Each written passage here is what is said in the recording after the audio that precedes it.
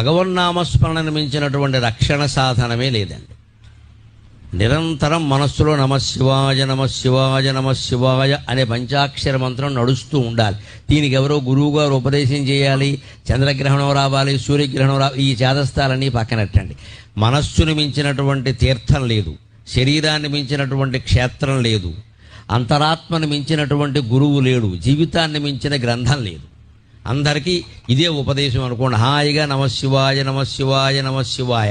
రాత్రి పడుకున్నా సరే నిద్ర పట్టకపోతే నమశివాయ, లేచి మొహం కడుక్కుంటూ ఉంటే నమశివాయ, అన్నం తింటుంటే నమశివాయ, ఎవరన్నా కనపడితే పలకరింపు కూడా నమశివాయ, మీరు ఫోన్ ఎత్తి మాట్లాడవలసి వస్తే నమశివాయ.